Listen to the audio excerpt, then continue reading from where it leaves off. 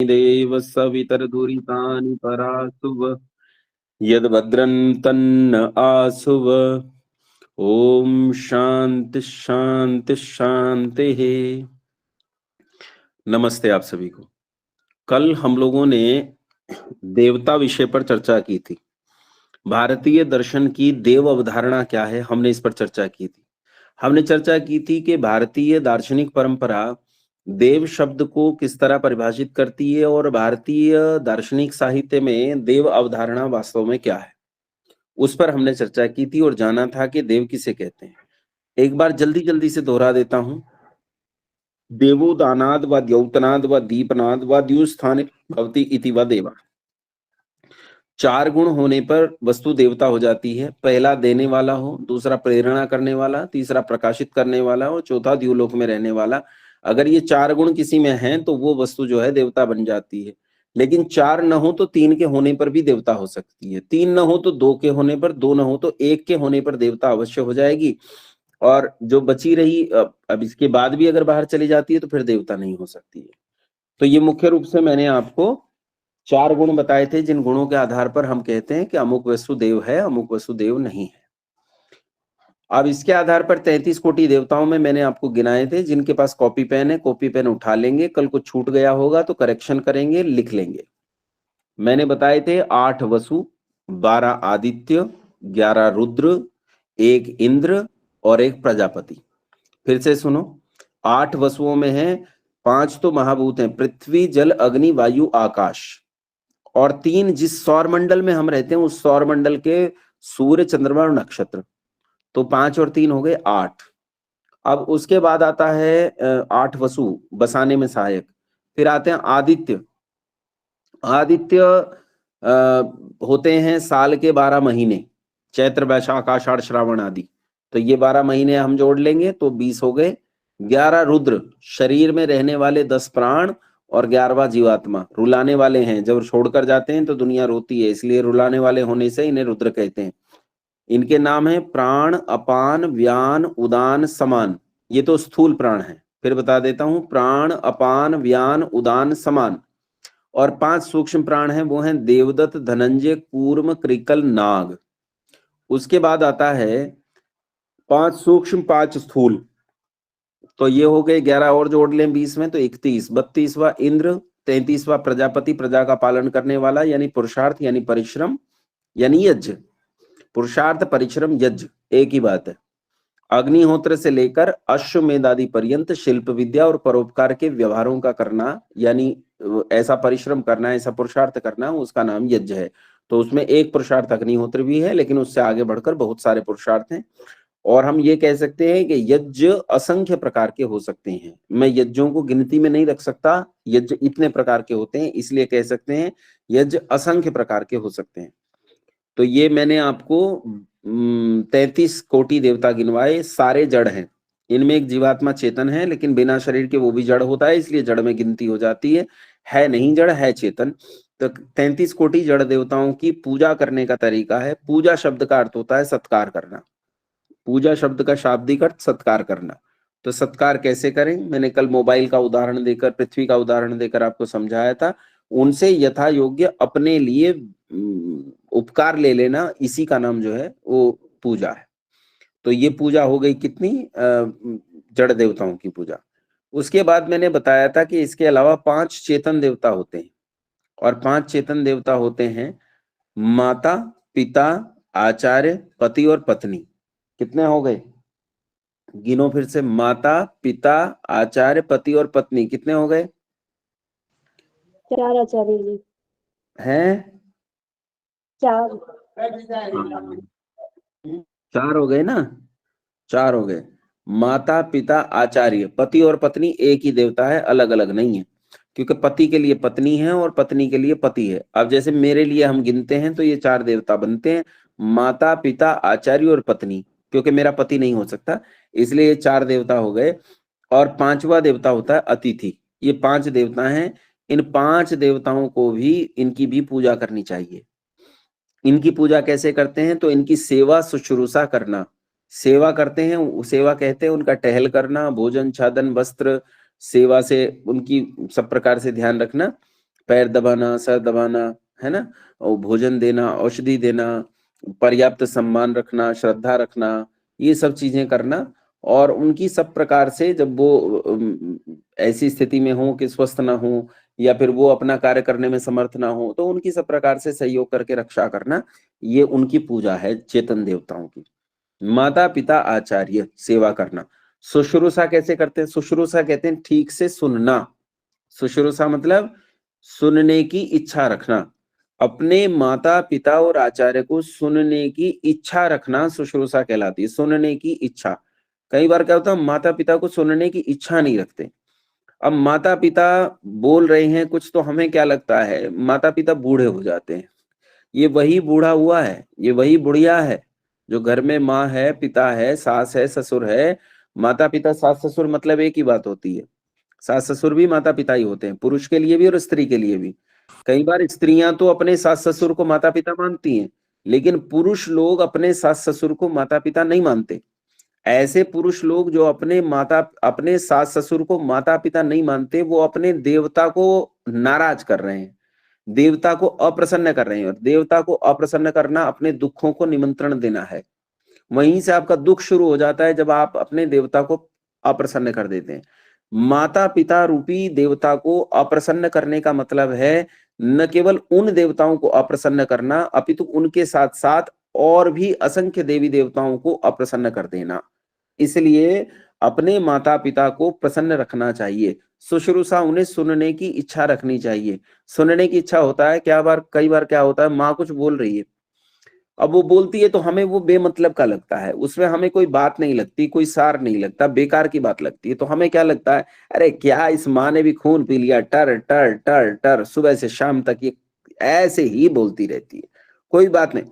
शुश्रूषा का अर्थ है सुनने की इच्छा रखना, सुनो कि वो क्या कह रही है और उसमें ढूंढने का प्रयास करो कि माँ ने ऐसा क्यों कहा। कल भी तो उसने यही बात कही थी, परसों भी तो यही कही थी, तरसों भी तो यही कही थी, आज फिर से कही है।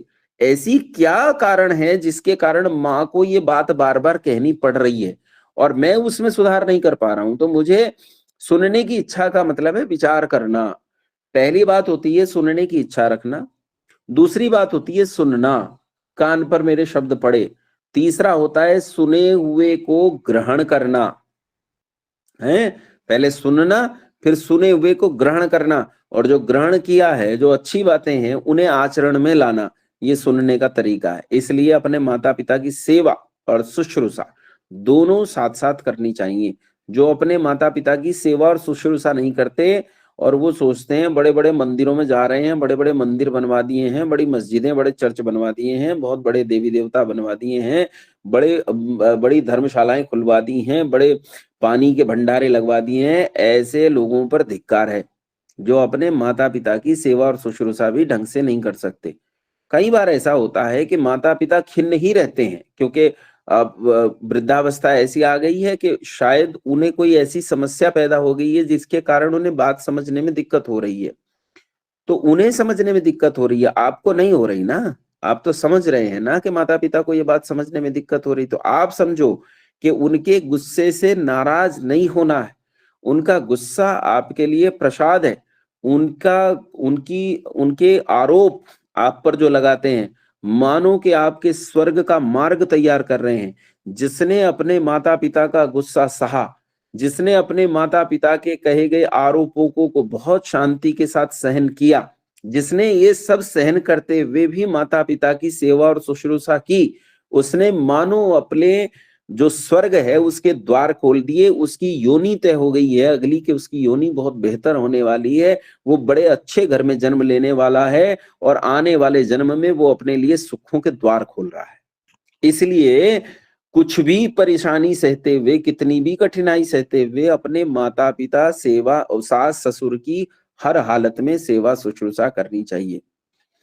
माता पिता आचार्य, ऐसे ही आचार्य होते हैं, आचार्य की भी ऐसे ही प्रकार से करनी चाहिए। आचार्य वो जो आपको अतीन्द्रिय विषयों के संबंध में समझाता है, जीने की कला सिखाता है, व्यवहार सिखाता है। कई बार क्या होता है, आचार्य कहता कुछ है, समझाता कुछ है। वो कह कुछ रहा है लेकिन समझा कुछ रहा है, मार इस छात्र को रहा है लेकिन सिखा दूसरे छात्र को रहा है। वो कहता कुछ है और सिखाता कुछ है, ये आचार्य की विशेषता होती है। तो अपने आचार्य को अपने माता पिता के रूप में स्वीकार करना चाहिए, वह भी माता पिता हैं, लेकिन किसी गुरुडम में नहीं फंसना चाहिए। समझ में आया? तो जो अपने आचार्य का आचरण स्वीकार करने योग्य हो वही ग्रहण करें, जो आचरण स्वीकार करने योग्य नहीं है उसे नमस्ते करें, उससे कोई लेना देना नहीं। माता पिता आचार्य, पति और पत्नी, पति और पत्नी को भी एक दूसरे की सेवा और शुश्रूषा करते हैं। जो पति पत्नी एक दूसरे की सेवा शुश्रूषा नहीं करते वे भी दुख उठाते हैं, वे भी परेशानी भोगते हैं, क्योंकि ये भी तो देवता है। देवता को आपने नाराज कर दिया तो बड़ी परेशानी होने वाली है, इससे भी समस्या होने वाली है। इसलिए अपने देवता को अप्रसन्न नहीं करना। पति पत्नी एक दूसरे को देवी और देवता माने, ये करना ही चाहिए। लेकिन आजकल तो क्या है, एक दूसरे को देवी देवता नहीं मानते। वो मैं कहा भी करता हूँ, कई लोग उससे नाराज भी हो जाते हैं। आजकल तो पति पत्नी एक दूसरे को क्या मानते हैं, एक दूसरे को मानते हैं कि मैडम और मिस्टर। ये मैडम शब्द इतना गंदा है, इतना गंदा है, ऑक्सफोर्ड डिक्शनरी उठाकर पढ़ना, मैडम शब्द का अर्थ तो बहुत ही गंदा होता है। मैं आप लोगों के बीच में कह ही नहीं सकता, इतना गंदा होता है। वैसे वहां लिखा है, अंग्रेजी शब्द उठाकर पढ़ोगे, a lady who is head in charge of a brothel having many prostitutes. जिस वेश्यालय में बहुत सारी वेश्याएं रहती हैं उसकी स्वामिनी को मैडम कहते हैं। एक देवी जी मुझसे नाराज हो गई उस पर फेसबुक पर, और उन्होंने उस पर नीचे भयंकर टिप्पणियां किया। छात्रों ने मुझे सूचना दी कि आपकी फेसबुक पर एक स्त्री जो है बड़ी टिप्पणी कर रही है, कह रही है आपको कोर्ट में घसीटेगी। मैंने कहा घसीट ले भाई, जो मैं कह रहा हूँ वो ऑक्सफोर्ड डिक्शनरी में लिखा हुआ है, घसीट के क्या करेगी। बोली इनसे कोई ये पूछे कि जो स्त्रियां ऑफिस में काम करती हैं उन्हें लोग क्या कहें। क्यों भाई उन्हें बहन जी नहीं कह सकते? क्यों भाई उन्हें देवी जी नहीं कह सकते? क्यों उन्हें लक्ष्मी नहीं कह सकते? या मैडम कहने से ही संबोधन बनेगा? ये मूर्खता की बातें। पति पत्नी को एक दूसरे को पति देवी और देवता के रूप में स्वीकार करना चाहिए। और कहते हैं संतुष्टो भार्यया भर्ता भर्त्रा भार्या तथैव च यस्मिन् नेव कुले नित्यम कल्याणम तत्र वै ध्रुवम। जिस कुल में स्त्री से पुरुष और पुरुष से स्त्री सदा प्रसन्न रहती हैं, उस कुल में आनंद लक्ष्मी और कीर्ति निवास करती है। और जहां विरोध कलह होता है वहां दुख दारिद्र्य और निंदा निवास करती है, ऐसा मनु महाराज कहते हैं। इसलिए एक दूसरे से सदैव प्रसन्न रहना चाहिए और एक दूसरे को देवी और देवता की दृष्टि से देखने का प्रयास करना चाहिए। यदि एक दूसरे को देवी और देवता की दृष्टि से देखेंगे तो ऐसी समस्या नहीं होने वाली। तो मैंने 5 देवी और देवता आपको बता दिए, माता पिता आचार्य, पति पत्नी और पति पत्नी और ये पति पत्नी और अतिथि। अतिथि कहते हैं बिना तिथि के घर में आने वाला। जो बिना तिथि के घर में आता है उसकी भी सब प्रकार से सेवा करनी चाहिए। बिना तिथि के आने वाला कौन? विद्वान। क्योंकि विद्वान घोषणा करके नहीं आता, इसलिए विद्वान जब घर पर आए, बिना तिथि दिए भी आ जाए, अचानक से आ जाए, तो उसके साथ ठीक ठीक व्यवहार करना चाहिए, उसकी अच्छे प्रकार से सेवा शुश्रूषा करनी चाहिए। इसे इसे ऋषि यज्ञ भी कहा जाता है, इसे ऋषि यज्ञ भी कहा जाता है। ये ऋषि यज्ञ आप नहीं करोगे तो बड़ी भारी दुविधा में पड़ जाओगे, इसलिए प्रयास करो कि अपने देवताओं को सब प्रकार से प्रसन्न रखो। तो मैंने आपको देवता 5 प्रकार के बता दिए, 5 प्रकार की सेवा भी आपको बता दी। ये 5 चेतन देवता हैं। और इन सब देवताओं का देवता कौन? इन सब देवताओं का देवता है परमपिता परमात्मा। मैंने कल भी बताया था, देवों का देव महादेव। देखो, इन सब में श्रद्धा रखनी चाहिए। श्रद्धा शब्द का अर्थ समझते हैं? श्रद्धा कहते हैं, श्रद्धा में श्रत शब्द जो आता है, श्रत और धा। श्रत मतलब सत्य, सत्य को धारण करने का नाम ही श्रद्धा है। श्रत सत्यम दधाति यया क्रियया सा श्रद्धा श्रद्धया यत क्रियते तच्छ्राद्धम। तो ये सीधा सीधा है कि जिस क्रिया से सत्य का ग्रहण किया जाए उसको श्रद्धा कहते हैं, और श्रद्धा से कर्म किया जाए उसका नाम श्राद्ध है। तो इन सब देवी देवताओं का श्राद्ध करना चाहिए। अब श्राद्ध का मतलब हो जाता है कि भाई मरे पीछे करना, वो फिर करेंगे बात। अभी इतना ही समझ लीजिए कि श्रद्धा उसे कहते हैं जिसमें सत्य का धारण किया जाए, और श्रद्धा का धारण जिस कर्म से किया जाता है उसका नाम श्राद्ध है। श्राद्ध किसे कहते हैं ये फिर करेंगे, अभी केवल इतना है। 5 चेतन देवता हो गए, 33 कोटि जड़ देवता हो गए, और एक इन देवों का देव हो गया परमपिता परमात्मा। अब इसके बाद आता है भूत। भूत किसे कहते हैं? तो बोलो भूत किसे कहते हैं? भूत तो आप सबको पता ही है। भूत किसे कहते हैं? तीन प्रकार के काल होते हैं। एक काल जो चल रहा है, इसे वर्तमान काल कहते हैं, और इससे पीछे का जो काल होता है उसे भूतकाल कहते हैं, और जो आगे आने वाला काल होता है उसे भविष्यत काल। तो जो पीछे बीत गया उस काल का नाम भूत है। फिर से सुनो, इसे दूसरे तरीके से कहता हूं, जो होकर नहीं रहा उसका नाम भूत है। जो पहले था अब नहीं है उसका नाम भूत है। तो जो पहले था और अब नहीं है उसका नाम भूत है। तो जो पहले था वो जब था तब तो कुछ बिगाड़ सकता था, अब तो नहीं है, अब क्या बिगाड़ लेगा? लेकिन हम तो यही मानते हैं कि भूत हमारा बहुत कुछ बिगाड़ लेगा, भूत बड़ा भारी नुकसान कर देगा, भूत ऐसा नुकसान कर देगा कि भूत से तो हम बच नहीं पाएंगे। तो ये सब बातें बालकों के समान है, ये समझदारी की बातें नहीं है। समझदारी की बातें ये हैं कि भूत एक काल का नाम है जो पीछे बीत गया। इसके अलावा कुछ महाभूत होते हैं। महाभूत कौन से होते हैं? तो महाभूत जिनसे मिलकर सृष्टि बनती है, यानी पृथ्वी, जल, अग्नि, वायु और आकाश, इन सब का नाम महाभूत है। इन सबको महाभूत के रूप में रखते हैं। इनमें हर एक का अलग अलग, जो दर्शन पढ़ेंगे, जब आगे आने वाले समय में आप दर्शन पढ़ेंगे तो आपको पता चल जाएगा कि महाभूतों के अपने अपने गुण होते हैं। किसे महाभूत कहते हैं? पृथ्वी क्या है? पृथ्वी का गुण क्या है? फिर आप जानेंगे जल क्या है, तो उसमें बाकायदा सूत्र होते हैं। रूप, रस, गंध, स्पर्शवती पृथ्वी, व्यवस्थितः पृथिव्याम गंधः, रूप रस स्पर्शवत्य आपो द्रवः स्निग्धः। वैशेषिक दर्शन में इन सब का पर्याप्त वर्णन किया गया है कि ये जो महाभूत हैं ये कैसे भूत हैं और भूत होने का अर्थ क्या होता है। भूत से ही बनता है भौतिक शब्द। आपने भौतिक सुना है ना? कहते हैं उसने अपना भौतिक शरीर त्याग दिया। भौतिक को पृथ्वी से जोड़कर पार्थिव भी बोलते हैं, क्योंकि एक भूत पृथ्वी भी है ना, तो पृथ्वी के साथ जोड़कर उसे बोलते हैं कि पार्थिव है, कि पार्थिव शरीर उन्होंने अपना त्याग दिया, पार्थिव देह त्याग दी, तो भूत इसे कहते हैं। लेकिन इस भूत की तो कोई बात नहीं करता। भूत कौन सा? अरे भैया, भूत तो वो है जो शाम के समय बैठकर बात की जाती है, शाम के समय बैठकर कहानियां सुनाई जाती हैं। कहते हैं जो लोग अकाल मृत्यु मर जाते हैं, जिनकी इच्छाएं पूरी नहीं होती, वो लोग मरने के बाद भूत बन जाते हैं और फिर दूसरे के शरीर में आकर अपनी इच्छाएं पूरी करते हैं। इसका नाम भूत है। तो आओ ऐसे भूत को भी समझ लेते हैं। अच्छा, मुझे एक बात सोचो, विचार करो।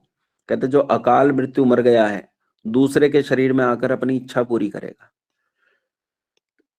तो भूत किसके शरीर में आता है? आप सावधानी पूर्वक अगर अपने समाज को देखो तो भूत आता है रड़कू की लड़की के शरीर में। ये ये कभी भी किसी पढ़े लिखे विद्वान के शरीर में नहीं आता। आपने कभी नहीं सुना होगा भगवान श्री राम में भूत आया हो, कभी नहीं सुना होगा भगवान श्री कृष्ण में भूत आया हो। आपने सुना महाराणा प्रताप, शिवाजी महाराज, पंडित राम प्रसाद बिस्मिल, चंद्रशेखर आजाद, ऋषि ब्रह्मा, ऋषि विश्वामित्र, ऋषि वशिष्ठ, ऋषि दयानंद, किसी में भूत आया हो? किसी में भूत नहीं आता। जहां विद्या होती है, बल होता है, संपन्नता होती है, वहां भूत नहीं आता। भूत वहां आता है जहां दरिद्रता होती है, दीनता होती है, हीनता होती है, अविद्या होती है, अशिक्षा होती है, वहां भूत आता है। अरे भूत आता है लड़कू की लड़की के शरीर में, जिसे खाने को रोटी नहीं मिलती, पहने को कपड़े नहीं मिलते, और रोज इसे डंडा बजता है, इसके शरीर में भूत आता है।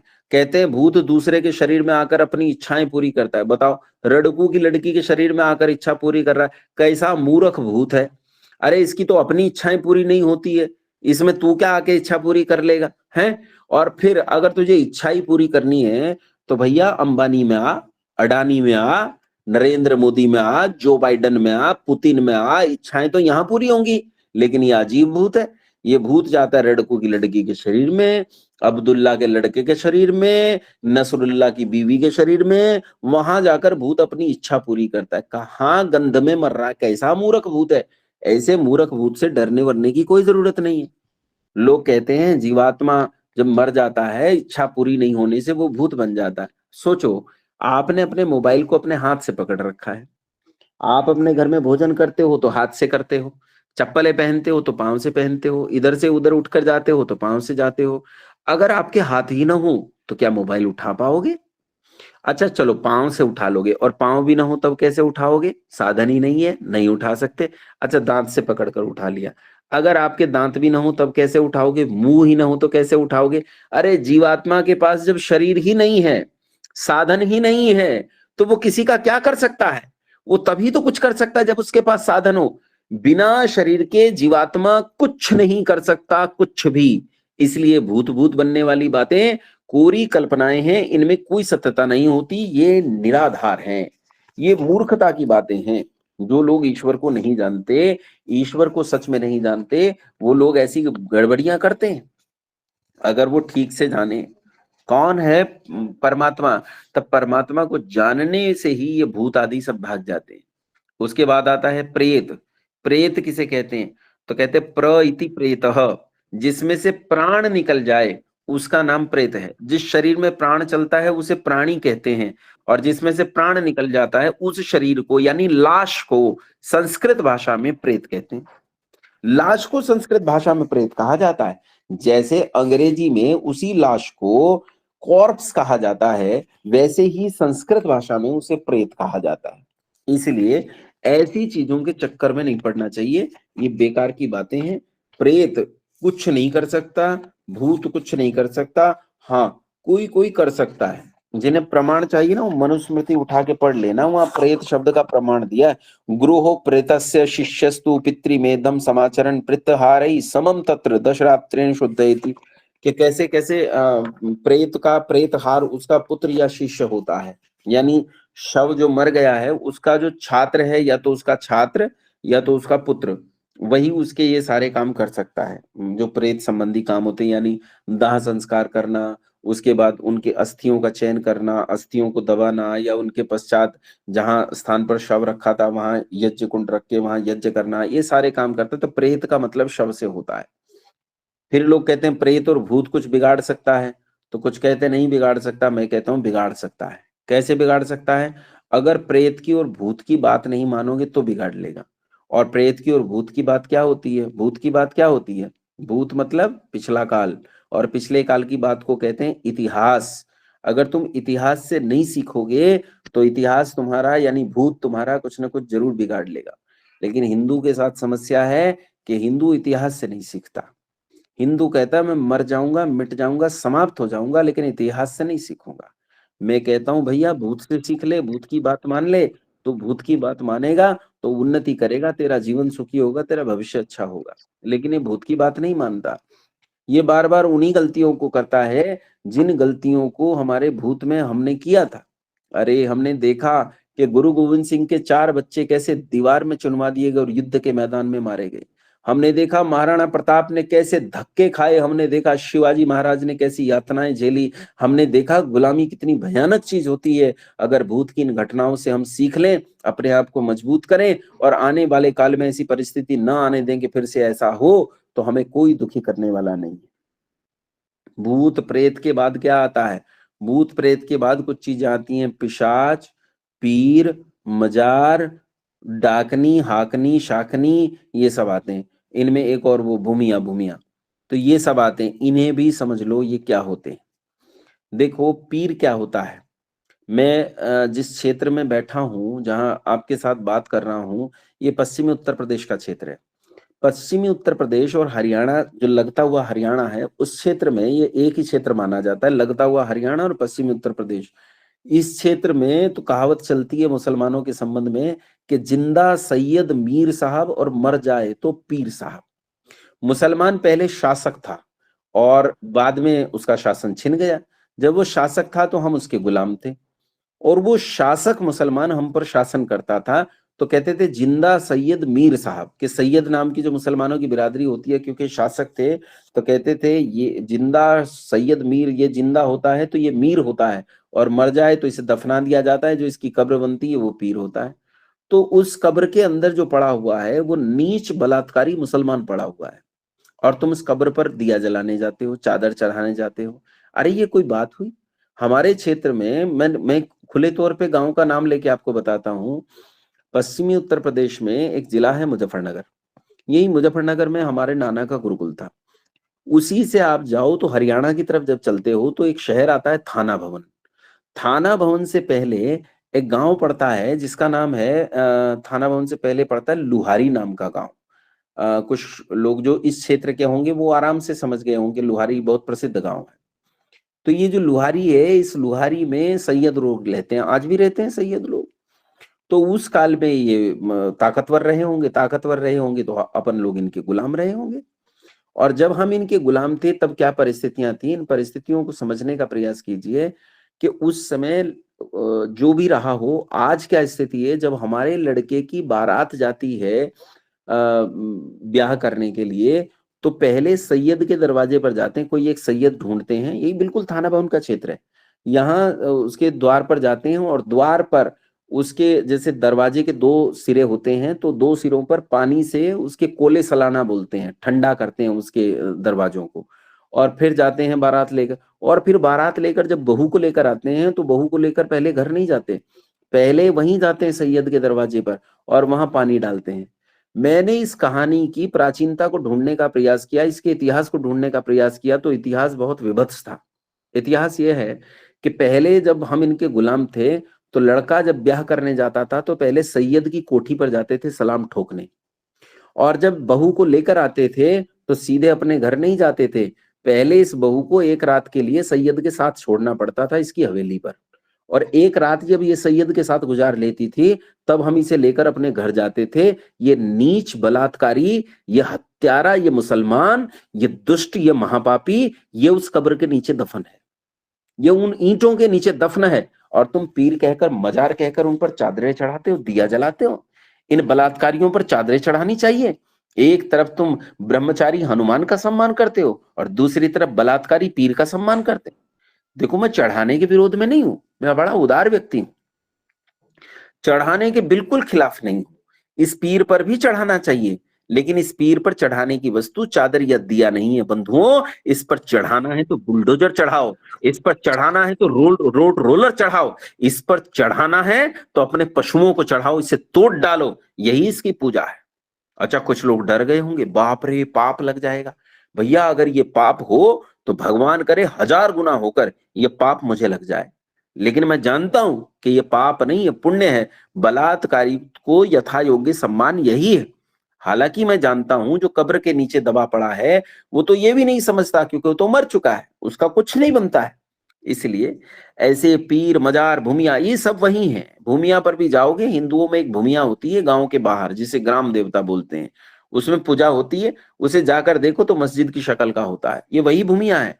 भू का मियाँ कौन था? मुसलमान। भू का स्वामी, तो भू के स्वामी को बोलते भू मियाँ, तो भू मियाँ को भू का स्वामी मुसलमान था, ये वही है।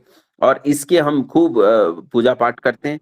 तो इन्हें सावधानी से समझना चाहिए, ये कोई ऊंची पहुंची हुई आप चीजें समझते हो, ये नहीं है। अब फिर लोग कहते हैं जी हमारे तो पूर्वज इसे करते चले आए, हम इसे कैसे कैसे छोड़ दें।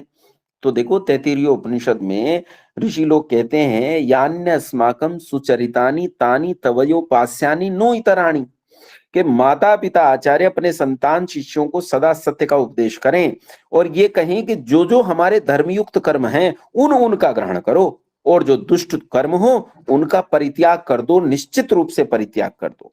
सत्य का ग्रहण करना चाहिए और ग्रहण करके प्रकाश और प्रचार भी करना चाहिए, और किसी पाखंडी दुष्टाचारी मनुष्य पर विश्वास बिल्कुल नहीं करना चाहिए, ये ध्यान रखना चाहिए। यान्य अस्माकं सुचरितानि तानि तवयोपास्यानि नो इतराणि। जो दुष्ट भाव हैं, दुष्ट कर्म हैं, दुष्ट आचरण हैं, उन्हें स्वीकार नहीं करना मुझसे। मैं कहता हूं अपने छात्रों से, मुझसे इन्हें स्वीकार न करो, अपितु क्या स्वीकार करो? स्वीकार करो जो मुझ में अच्छा है, जो मुझ में सज्जनता है, जो मुझ में देव भाव है, इसी का नाम देव पूजा है।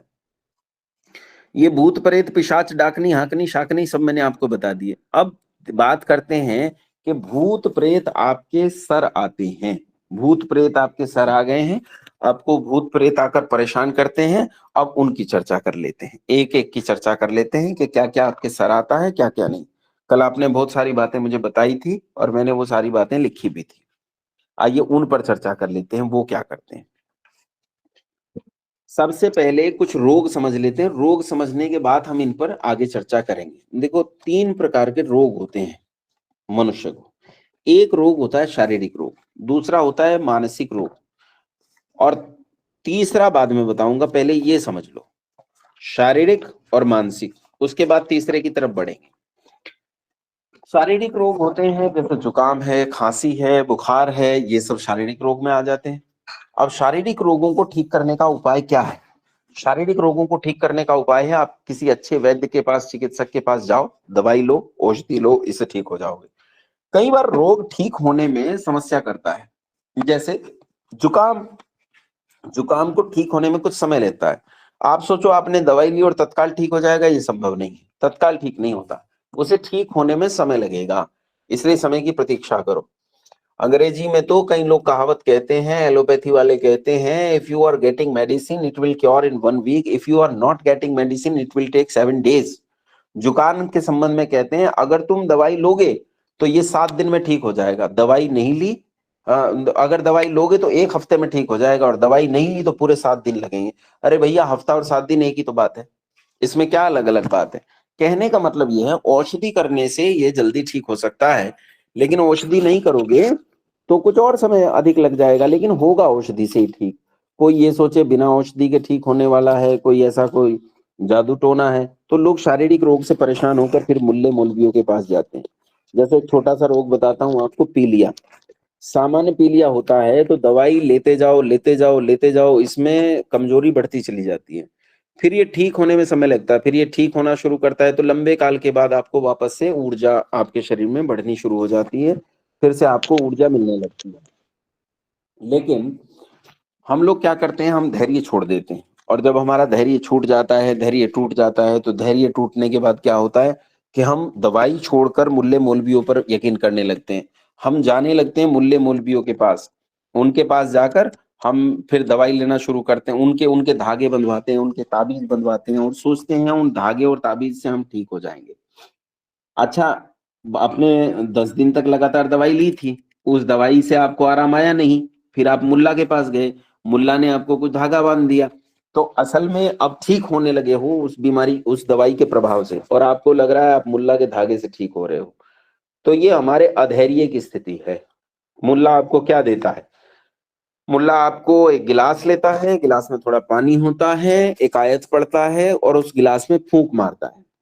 फूंक मारता है तो थूक के कुछ कण उसके उस गिलास में चले जाते हैं, और जब वो सैकड़ों थूक मार देता है, सैकड़ों फूंक मार देता है, तो काफी अच्छा खासा थूक उस पानी में चला जाता है।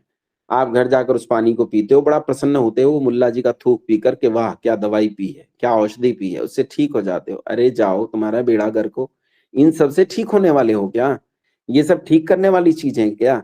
ये ठीक करने वाली नहीं, बीमार करने वाली और मूर्खतापूर्ण चीजें हैं, इसलिए इनसे सावधान रहो। इनसे सावधान होकर और सावधानी पूर्वक जीवन जियो। चिकित्सक तुम्हारा मित्र है, डॉक्टर तुम्हारा मित्र है, पढ़ा लिखा डॉक्टर, वैद्य, चिकित्सक, उसके पास जाओ, वो तुम्हें ठीक करेगा, ये मुल्ला मौलवी तुम्हें बीमार करेंगे। ये शारीरिक रोग होते हैं। उसके बाद आते हैं मानसिक रोग।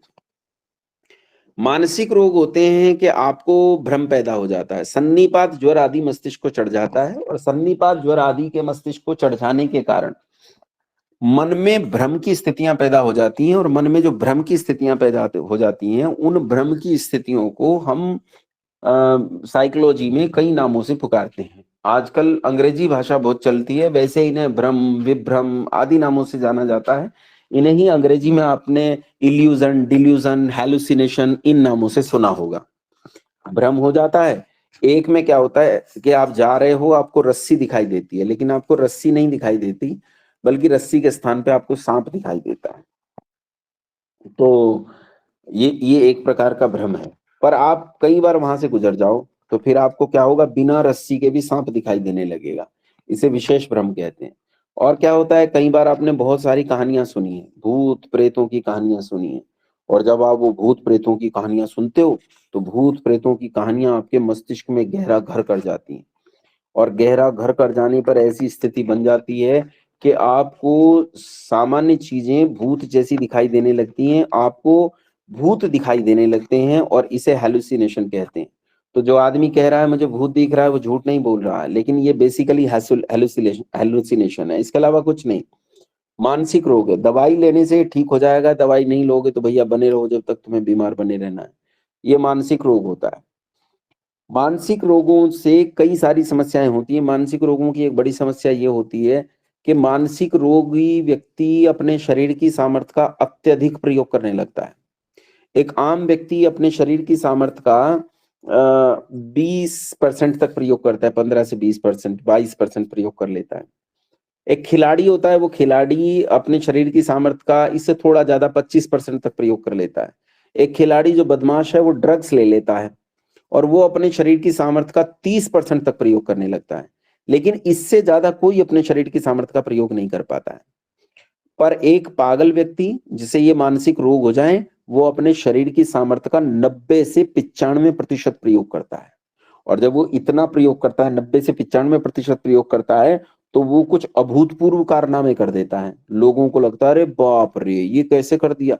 कभी शरीर को इधर तोड़ेगा, उधर मरोड़ेगा, ऐसी तोड़ी मरोड़ी शरीर में मारेगा कि आपको लगेगा कि ये कैसे हो रहा है, ये कैसे शरीर को ऐसे तोड़ मरोड़ पाए, ऐसे तो कोई कर नहीं सकता। या कई बार वो बहुत भारी भरकम चीजों को उठा देगा, या ऐसा हो सकता है वो 3-4 लोगों को एक साथ धक्का दे दे, उन्हें गिरा दे, या उनके ऊपर अपने बल प्रयोग कर दे और वो उसका मुकाबला न कर पाए।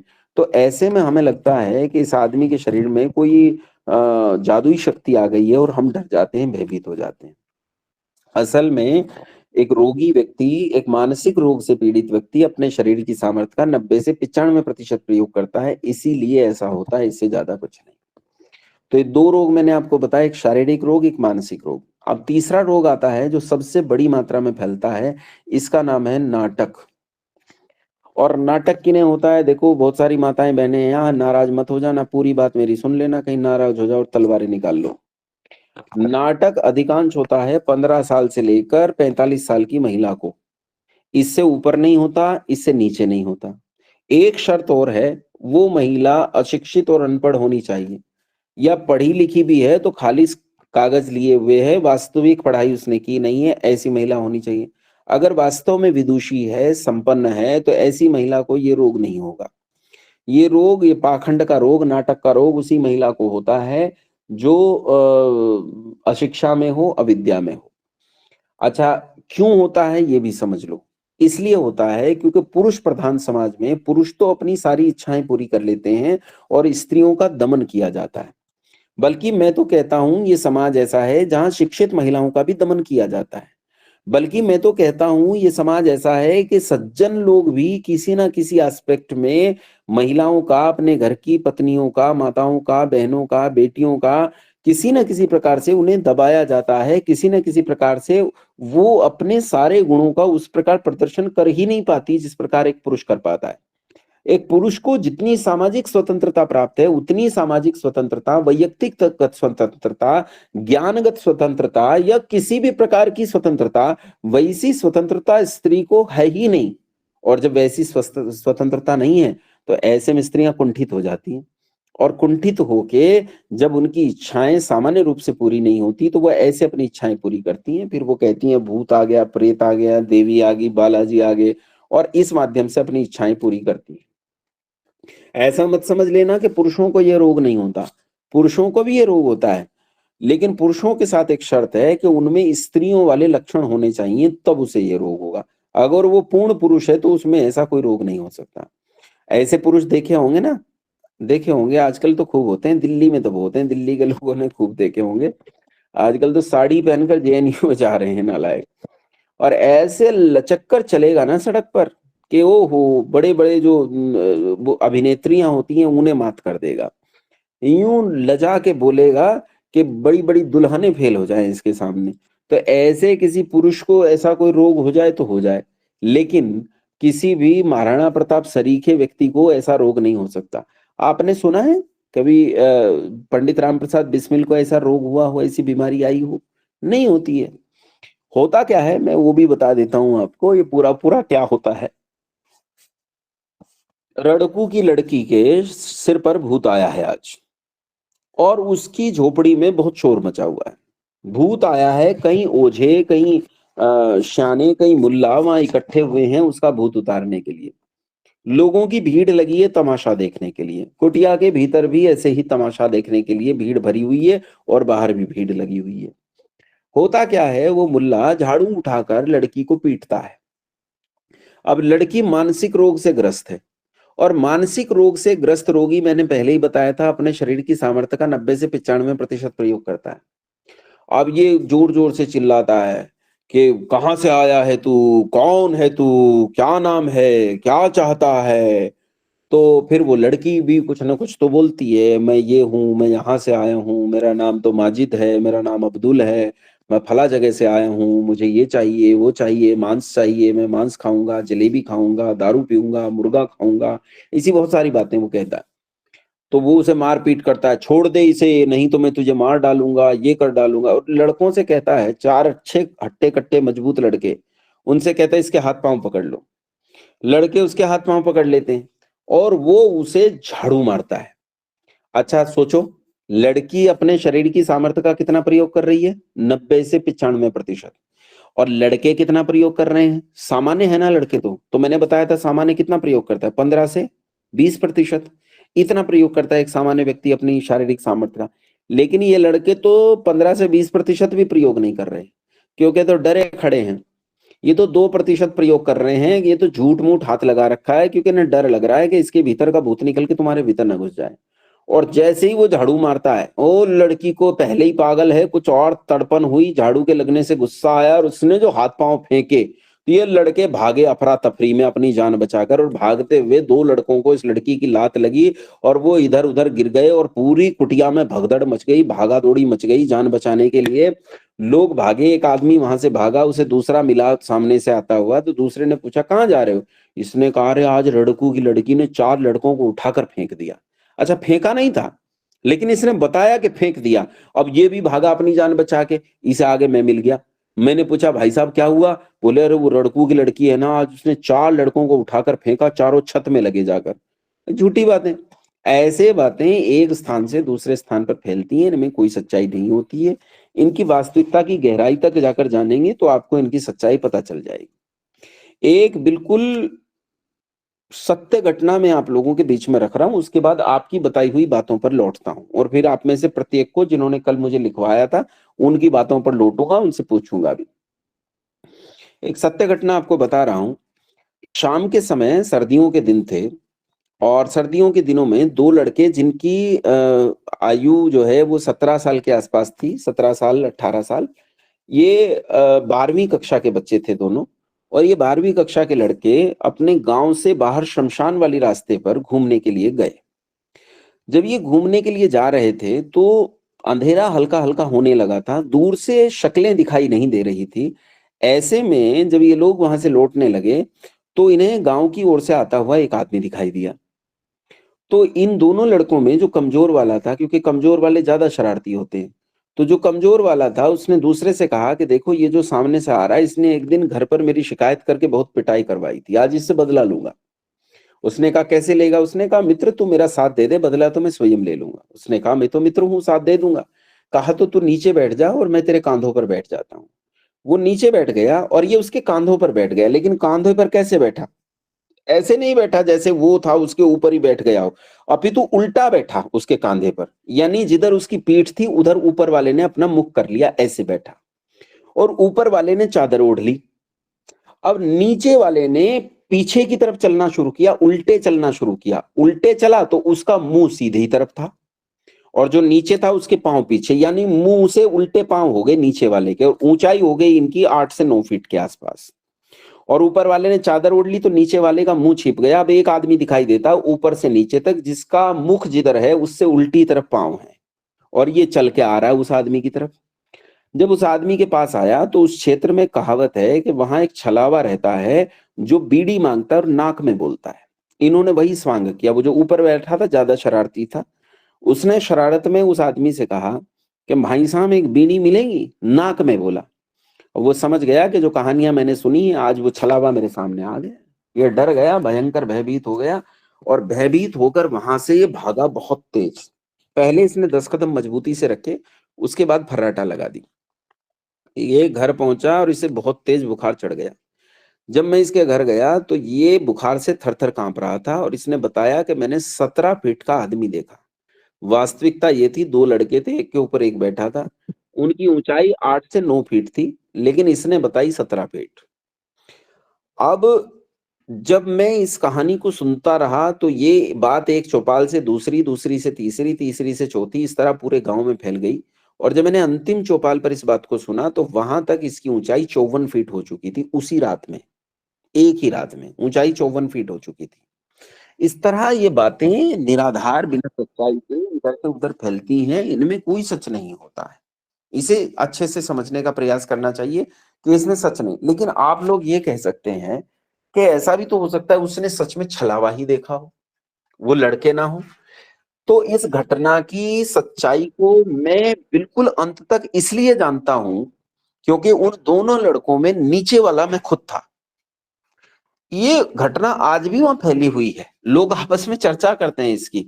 और मेरा वो मित्र आज एक अध्यापक है और वो लोगों से कहता है कि भैया वो कुछ नहीं था, वो मैं था। तो लोग उसकी खिल्ली उड़ाते हैं, कहते तुम तो झूठ बोलते हो। पर मैं इस घटना को इसलिए जानता हूं क्योंकि इस घटना में शामिल था। ओम विश्वानि देव सवितर दुरितानि परासुव यद भद्रं तन्न आसुव। ओम शांति शांति शांति। नमस्ते आप सभी को।